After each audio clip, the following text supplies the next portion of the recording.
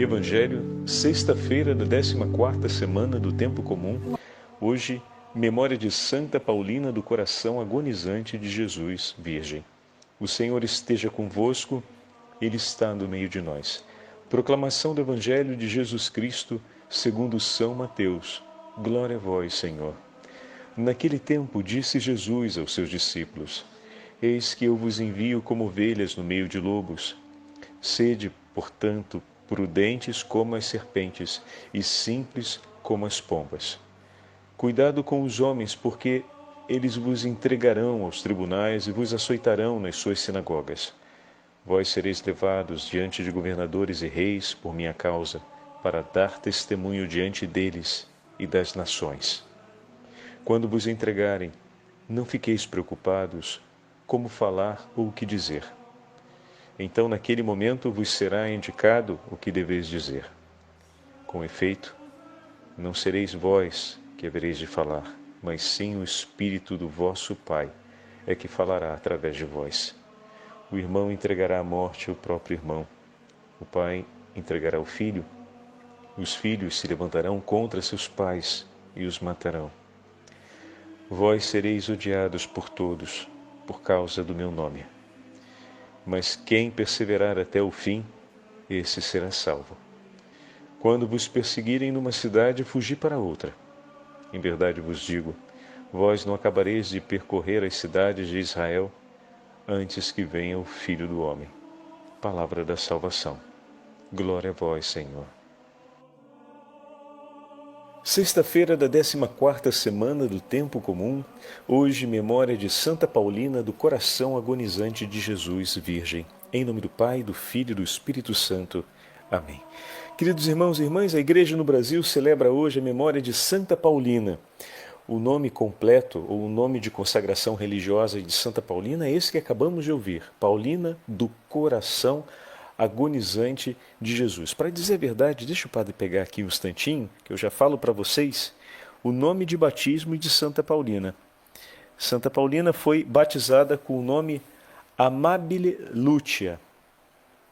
E depois, quando então se consolida a fundação das Irmãzinhas da Imaculada Conceição, o seu nome vem trocado para Paulina, em honra a São Paulo, do Coração Agonizante de Jesus, em honra à missão de São Paulo e, ao mesmo tempo, ao Coração Agonizante de Jesus. Mas, Padre, Coração Agonizante de Jesus, que pesado esse nome, né? Não. Ele está diretamente ligado a duas realidades. A primeira, a da memória ao Sagrado Coração de Jesus, e a segunda, a memória do sacrifício redentor de nosso Senhor. O coração em agonia do Senhor por amor às almas, pela salvação das almas. O coração do Senhor, não podemos esquecer, estamos ali no final do 1800, então um período muito marcado por essa santa devoção.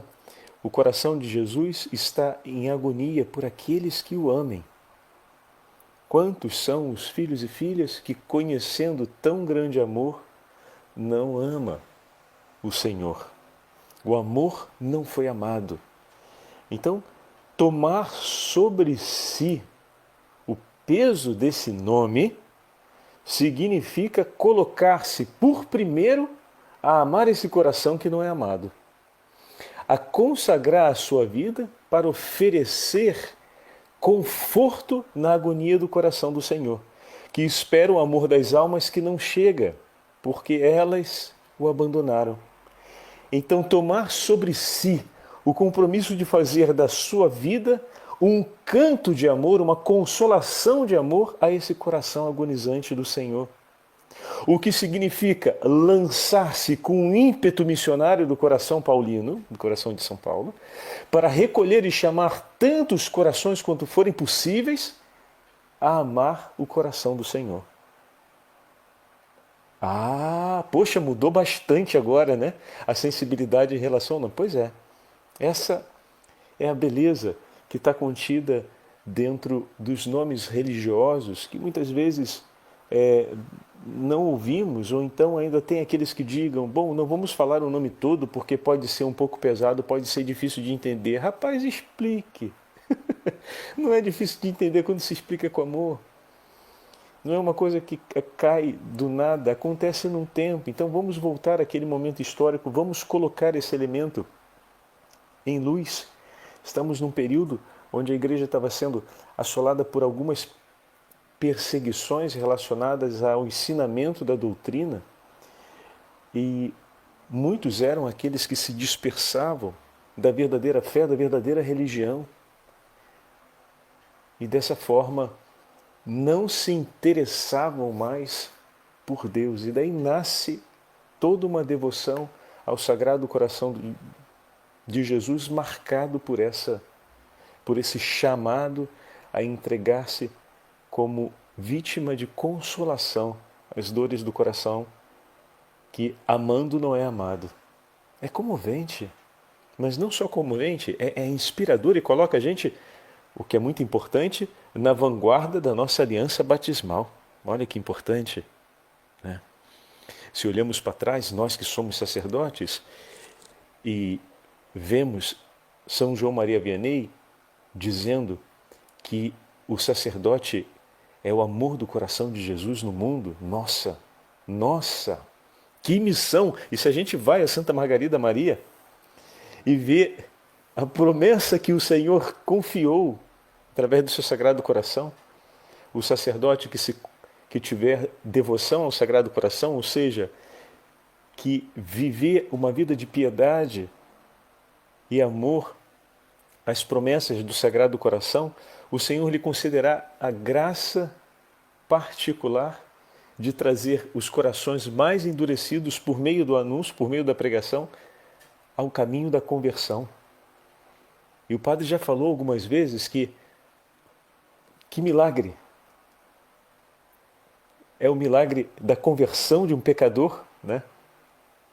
Às vezes esperamos ver a ressurreição de um morto, vermos um paralítico voltar a andar, mas esquecemos que milagre maior do que esses é a conversão de um pecador. Que há poucos dias, celebrando Santa Maria Gorete, vimos e ouvimos essa história. O seu agressor, que se converteu e consagrou a sua vida de maneira privada a viver em reparação e em oração pela conversão daqueles que se lançam ao mal e que de alguma forma desejam, através do ódio e hostilidade, ferir os filhos de Deus. Meu Deus do céu! Isso é fantástico, porque é aquilo que todos nós desejamos e que muito ouvimos falar à direita e à esquerda de como fazer, mas no fundo os êxitos são muito escassos. O que, padre? Muita gente fala como eliminar o mal e como se livrar da violência. E se falam tantos planejamentos, instruções, e bem venham os bons propósitos e os bons projetos, mas não nos esqueçamos que a única possibilidade do mal ser extinto é amando unido ao coração do Senhor. É amando como o Senhor nos ama, não há outro modo. Então a única forma de extinguirmos o mal é pela conversão dos corações. Ajudemos um homem, ajudemos uma mulher, ajudemos uma criança, um ancião a empreender o caminho de conversão, o caminho de santidade e pronto, vamos extinguir o mal. Um coração que se converte, um coração que se entrega a Deus, se torna luz, que ilumina seus irmãos e que orienta a vida social, inclusive. Um coração que se converte está liberto das amarras diabólicas e retoma outra vez a graça e se torna ele agora sinal de graça, sinal de paz, como falávamos ontem. Se torna ele dom de vida pelos que estão em volta. Um coração que se converte é o coração que extingue a possibilidade da perseverança da malícia, da maldade entre nós. Quanto mais corações se convertem, mais se extingue o poder e a ação do mal sobre a nossa sociedade, sobre a nossa casa, sobre a nossa família. Essa é a forma, não tem outra. Agora, como vamos fazer a proposta desse caminho de conversão? Bom, tem muitas iniciativas e modos, mas a conversão é uma só. Não é que se vive vários tipos de conversão, por assim dizer. É abraçar a proposta que o Senhor nos faz, a vida na graça pelo batismo. E a cada um, segundo o chamado particular que o Senhor fez, vai se viver a sua história, a sua vocação. Então, olharmos e nos aproximarmos da comunhão com os nossos irmãos e irmãs, como vai nos dizer São Clemente, nós vamos já ouvir o texto de São Clemente, é indispensável. Como assim, padre? Não entendi. Aquilo que falávamos ontem, né? Estarmos juntos na comunhão. Em outras palavras, estarmos próximos daqueles que buscam a santidade. Consolidarmos entre nós uma aliança de vida válida, a aliança construída no nome do Senhor, a aliança construída com os parâmetros do Evangelho. Essa é a aliança que nos sustenta para o bem viver. Essa é a única aliança que merece ser vivida entre nós. Todas as outras a gente pode chamar de cooperação de boa vontade. Mas a verdadeira aliança, aquela que mantém o homem no desejo de vida e o faz viver de fato, é a aliança que é oferecida por meio do Senhor, através da igreja, única que tem palavras de vida eterna, porque apresenta as palavras do Senhor. É a aliança que se consolida na escolha de vida do Evangelho. Aquela que ontem falávamos, que é importante propormos e reaprendermos a celebrar no cuidado, no zelo, na forma como cuidamos um do outro dentro de casa. Aquela imagem tão simpática do esposo com a esposa, do irmão com o irmão, com a irmã, da irmã com a sua irmã. E o Evangelho de hoje, na continuidade, é importante colocarmos que provavelmente os textos foram falados, ou digamos assim, os ensinamentos do Senhor foram apresentados em tempos históricos distintos. Mas na sua composição, Mateus coloca os dois textos juntos. O que significa tempos históricos distintos? Está solene isso, padre? A frase... Não, só quer dizer que foi em momentos diferentes. Não significa que Jesus falou esse texto em uma narrativa contínua, né? Ou seja, como se fosse nos 3 dias em que esteve caminhando com os discípulos, ele disse tudo isso. Muito provavelmente essa parte, como nós tivemos a oportunidade de ouvir e entender, que ela é muito maior do que o simples envio, né? Jesus preparou os discípulos para um envio, para uma ação missionária que ontem pontuávamos, mas que vai se completar com a volta dos discípulos, como nós vamos ouvir depois, e a partilha que o Senhor quer ouvir como foi, e recolher o testemunho deles. Isso é tão bonito. O Senhor nos ouve, Ele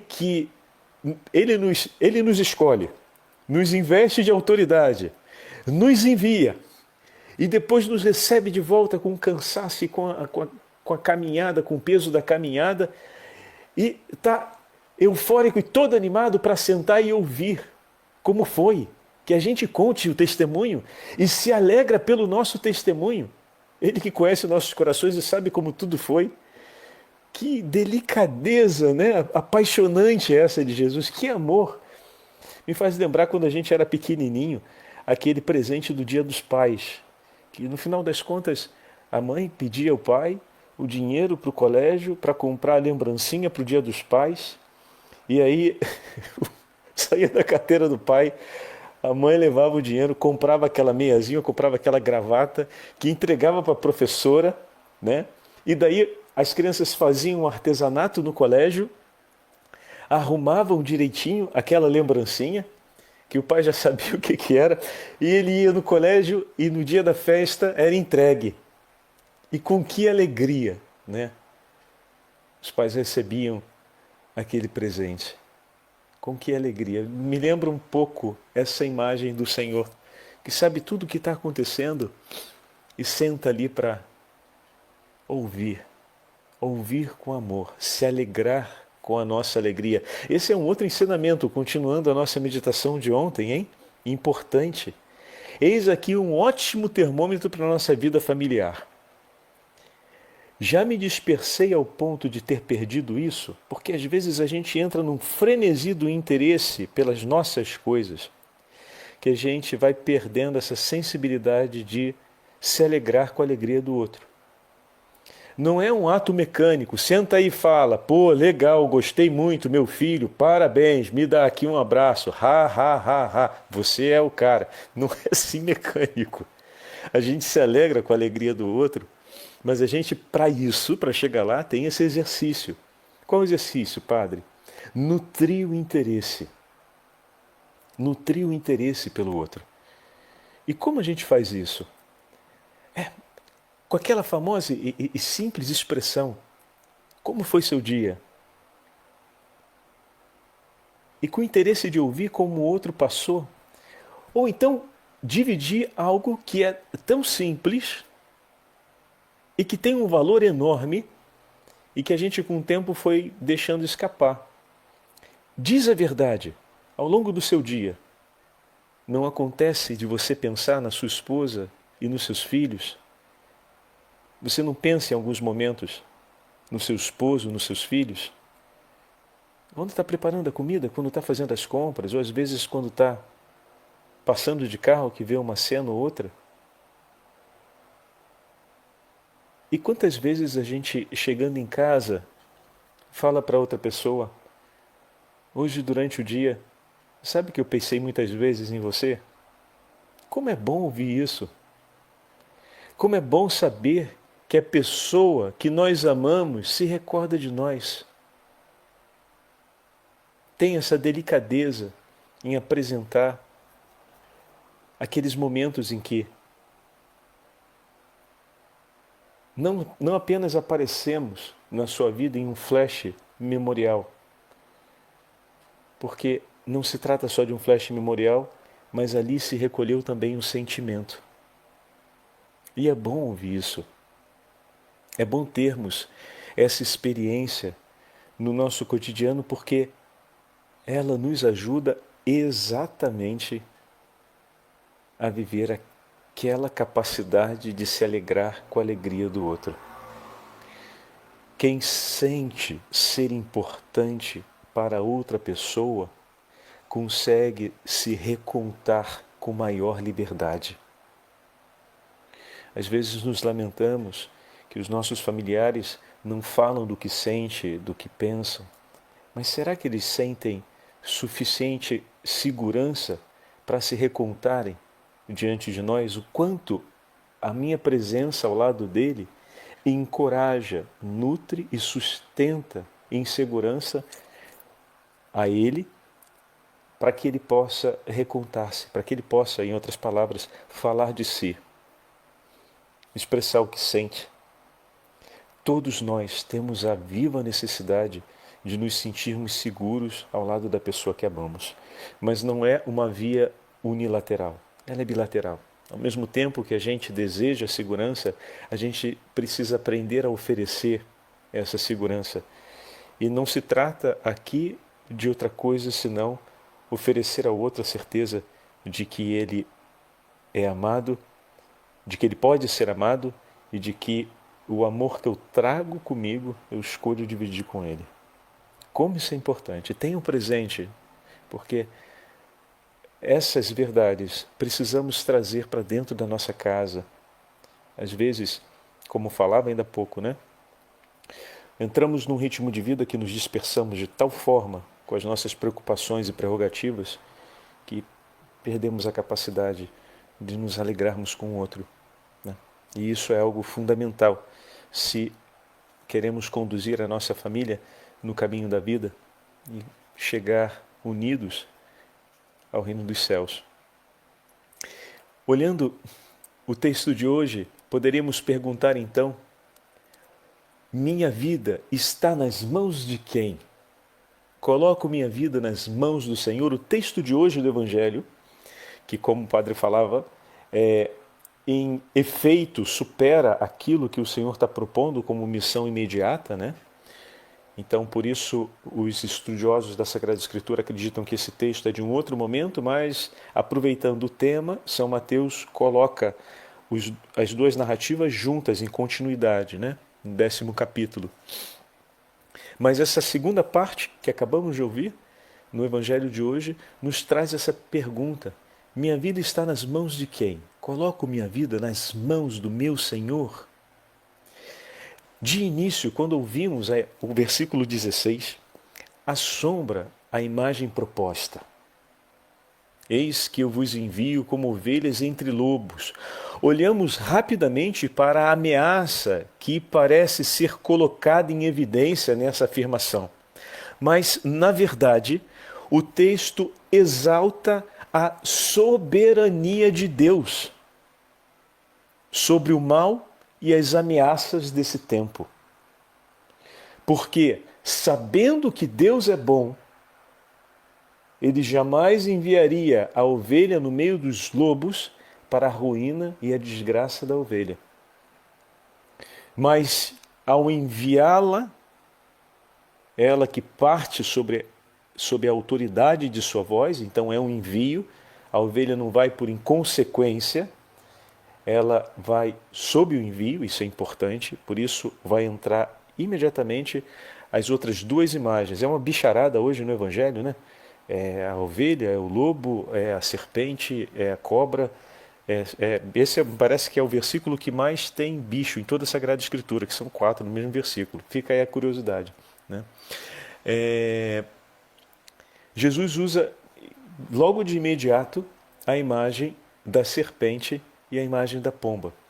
Ou seja, a soberania de Deus que conduz a ovelha no meio dos lobos, é preciso que no caminhar a ovelha tenha uma disposição consigo. Se é Ele que envia, devemos estar em obediência e assim permaneceremos sob a sua proteção. Então é fundamental que a ovelha caminhe com esse primeiro atributo, a obediência. E o segundo, precisamos revestir-nos daquilo que é necessário para caminhar. E aqui entra a imagem dos outros dois animais, a imagem da serpente e a imagem da pomba. Por que Jesus escolhe a imagem da serpente? A serpente tem um dado peculiar. Se ela é ameaçada por um predador, ela faz de tudo para defender a sua cabeça, porque sabe que se a águia, o falcão, ou então o chacal, o texugo, atacar sobre a sua cabeça e a ferir ali, ela perde completamente a batalha, ela não consegue se reaver. Ainda que ela leve adquira fortes feridas por conta das garras e dos dentes do predador, se a cabeça vem ferida, ela perde a batalha. E essa imagem, recuperada por São João Crisóstomo em uma de suas homilias, é muito significativa porque ele diz: bom, assim é o cristão em relação à sua fé. Ele precisa ter a prudência de uma serpente, ou seja, defender a fé. A fé vem por primeiro. Nessa vida me podem arrancar tudo. Me podem arrancar os bens, me podem arrancar o posto de trabalho, me podem arrancar uma série de coisas, mas a minha fé eu a defendo até o fim. Podem me arrancar tudo, não podem me arrancar Deus do coração. Essa foi a frase que eu ouvi há uns dias atrás, de um santo sacerdote, falando a respeito dos sofrimentos que se abatem muitas vezes durante as perseguições que vivemos ao anunciar o Evangelho em algumas terras hostis. Podem nos arrancar, podem me arrancar tudo, mas não me arrancarão Deus do coração, pois eu me agarrei nele e entreguei minha vida toda para Ele, e eu sei que essas mãos não vão me abandonar. E se um dia me tirarem tudo, eu tenho certeza que essas mãos eu continuarei tendo, e nelas estarei. Essa ninguém me tira. Então, para que nós possamos caminhar onde o Senhor nos envia, é importante que nós saibamos com prudência defender a nossa fé. E depois, a simplicidade das pompas, ou como vemos na narração, ou melhor, no texto da Bíblia de Jerusalém, a palavra utilizada é a renúncia à malícia, ou seja, aos ganhos secundários, às ambições para si, a pretender. A pombinha, ela faz o seu ninho onde ela percebe que tem suficiente segurança. E ela vai lá, junta os seus raminhos e faz ali. É um ninho muito simples, o ninho das pombinhas. Aqui em casa, para vocês terem uma ideia, tinha uma escada encostada no claustro da casa paroquial, encostada sobre a parede, e essa escada já estava ali há muito tempo. Como ela estava apoiada sobre uma outra menor, os degraus, os últimos degraus da escada fizeram uma base suficientemente segura. Pronto, as pombinhas vieram e fizeram ali um ninho. As tórtolas, que eles chamam aqui a pombinha selvagem, aquela que nós no Brasil geralmente chamamos de burguesinha, foram ali, fizeram um ninho, botaram 2 ovinhos e, bom, vida que segue. Era um lugar tranquilo dentro do claustro, não tinha muito movimento para um lado nem para o outro, e elas estavam ali tranquilas. Uma saía, a outra ficava, e assim foram levando a vida delas e seguindo com muita simplicidade o necessário. Buscar na vida o necessário para vivermos bem na fé. Olha aí, isso já é um parâmetro de vida, hein? Vamos usar isso como um marcador para o nosso horizonte? Atenção, garotada que está definindo o horizonte de vida. Ter o necessário para viver com dignidade a fé professada. Então, que as minhas conquistas na vida não me venham a tirar-me de Deus. Que as minhas conquistas na vida me levem a glorificar o nome do Senhor. Que as conquistas e que os horizontes que eu estabeleça para conduzir a minha carreira e a minha família seja para favorecer a nossa aliança na fé. Bendito seja Deus, excelentes medidas, coloca aí. Esse parâmetro merece ser vivido.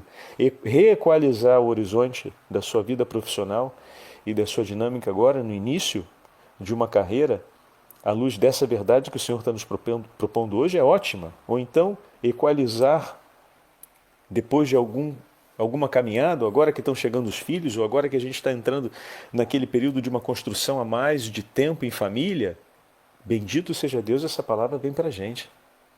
Vem como graça do Senhor hoje para nos ajudar a reequilibrar. Então, com simplicidade, defendamos a nossa fé. Uma vida na simplicidade, com o suficiente e o necessário para vivermos bem a nossa fé, para perseverarmos na fé. Tudo em defesa daquilo que não pode faltar. A prudência e a simplicidade que se colocam juntas. Na continuação do texto, versículo 17, o Senhor nos fala a respeito de guardar-se dos homens. Por um instante parece que apresenta o outro como uma ameaça, mas atenção, esse versículo está em paralelo com o versículo 11 que vimos ontem. Procurar os homens que buscam a paz. Então, guardar-se dos homens é equivalente a procurar os homens que buscam a paz. Buscar estar próximos daqueles que também buscam a Deus. De que modo? Com fé e com simplicidade. Na vida de santidade a gente precisa se animar mutuamente, encontrar aqueles que caminham juntos. Ouçamos esse texto de São Clemente, que nos fala, São Clemente Papa, escrevendo aos Coríntios, diz assim: está escrito, uni-vos aos santos, porque os que deles se aproximam serão santificados. E ainda em outro lugar, com o inocente serás inocente, com o eleito serás eleito, e com o perverso usarás de astúcia. Por isso nos unimos aos inocentes e aos justos. Eles são eleitos de Deus e estarão sempre sob os olhos do Senhor. Olha que maravilha.